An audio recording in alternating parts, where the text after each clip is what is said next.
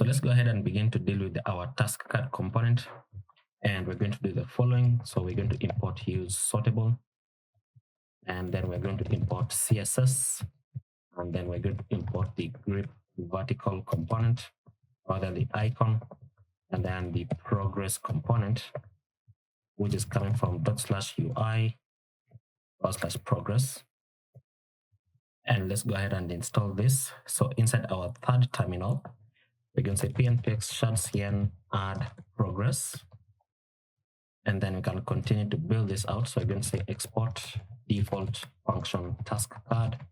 And this takes in some props. So it takes in the task, the on click, so task, then on click, and then is dragging, which is going to default to false. And then it takes in the theme as well. And then we're going to go ahead and destructure the attributes, the listeners, the set node ref, and the transform, transition, and then is dragging, which we are going to rename into is sortable dragging. These are all coming from use sortable, and this requires that we pass in the ID, which is coming from task._ID, and then const style is equal to, and we're going to say transform, and then CSS, this should say equal to. So CSS.transform capital T dot to string, and then passing the transform, comma, and then passing the transition. And then below this, we're going to have a few methods. So const completed subtasks is going to be equal to, and you want to check if subtasks exists. And if it does, then we're going to say task.subtasks.filter. And then for every subtask, so st that we get back, then you want to get the st.completed. So you want to check if it is completed, dot length, and that is going to show the completed subtasks. Otherwise, we're going to return 0. And then const total subtasks is going to be equal to task.subtasks question mark, and then task.subtasks.length. Otherwise, we're going to return 0. And then const percentage completion is going to be equal to total subtasks if it is greater than 0. If that is true, then we're going to go ahead and return the completed subtasks divided by the total subtasks, and then multiply this by 100 to get the percentage. Otherwise, we're going to return 0. And then we're going to have a method here called get priority color. This is going to take in the priority as an argument, where we're going to have a switch statement here. So switch the priority. And in the case that we have a high priority, then we're going to return a class name of border-left, and then, border-left-red-500. That's the class name.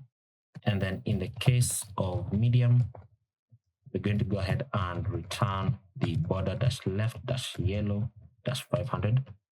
And then in the case of low, we're going to return border-left-green-500.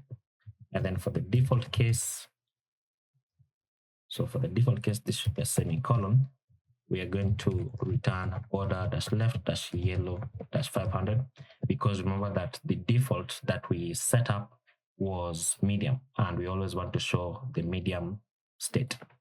That is if a task doesn't have a priority. And then we're going to create another function here called get priority dot, and this is going to take in the priority. And then we're going to say switch statement again, and then pass in the priority. And then in the case of high priority, and let's just go ahead and copy this. Let's copy this part.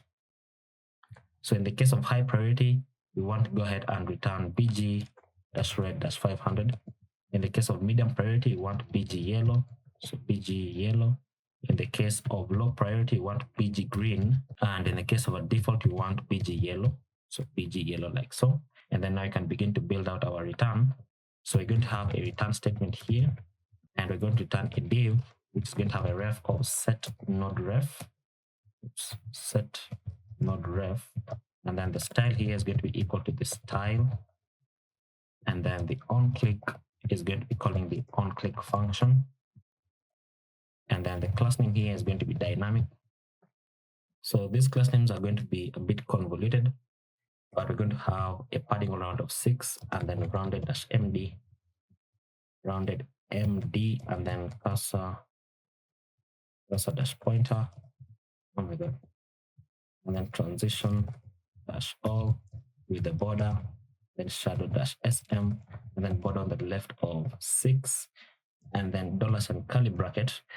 We want to go ahead and pass in the get priority color, and then pass in the task dot priority. And then outside of this, we're going to have dollars and curly bracket again. We want to check if the theme is triple equal to dark. If that is true, then we're going to have bg slate dash 950. And then on hover, we're going to say bg slate dash 900, and then border slate dash 800.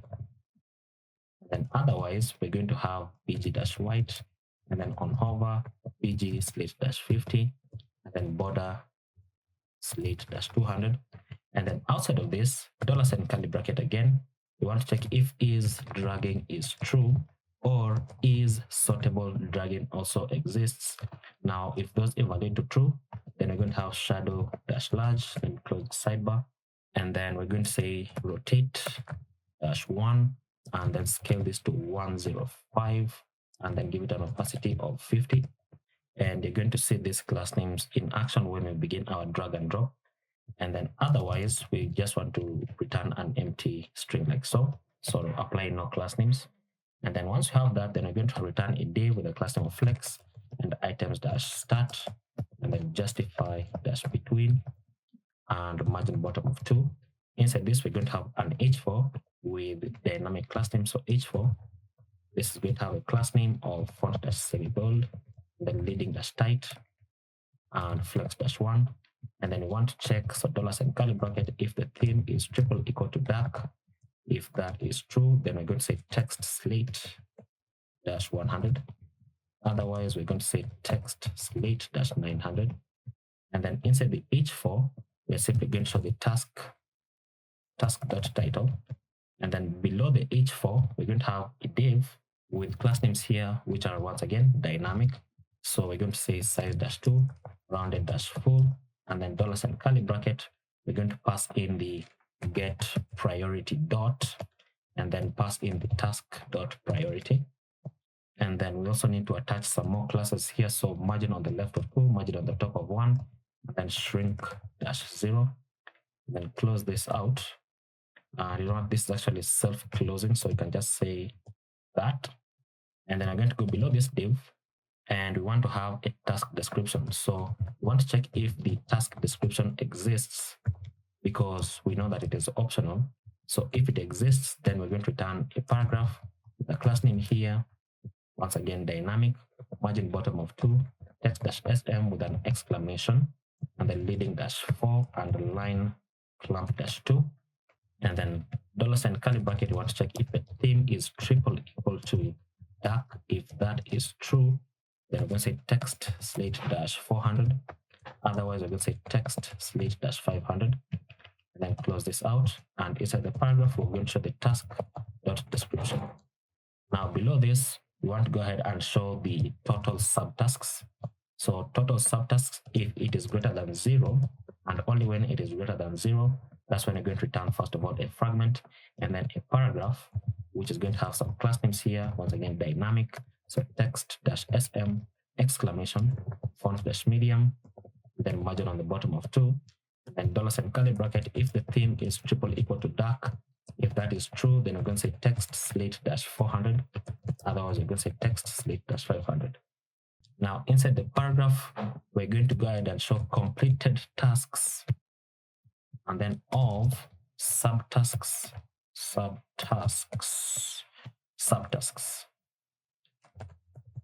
And I've done this wrongly. Actually, this should say total subtasks. So it's going to show something like 5 of 7 subtasks complete, something like that. Now, below this paragraph, we want to go ahead and show the progress component. because we want that when you click on a subtask to complete it, then it is going to update the progress. Now this is going to take in the value prop, which we're going to set into percentage completion, which is a value that we got right somewhere here. Now once we do that, then we're going to go below this. We're going to turn a div, and then let's close it out. This div is going to take in the attributes, so spread out the attributes and spread out the listeners as well.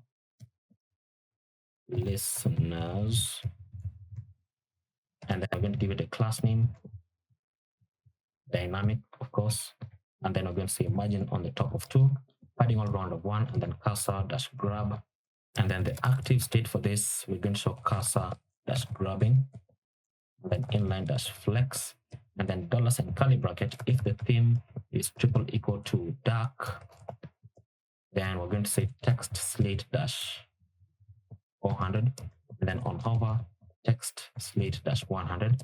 Otherwise, we're going to say text slate dash 500, and then on hover text slate dash 900. Now inside this div, we're going to show the grip vertical, so grip vertical icon with a class name of size of 4 like so. And I've just noticed that this div needs to have an on click. So when you click on this, we're going to call we're going to say e.stop propagation. Now let's go ahead and spell this correctly.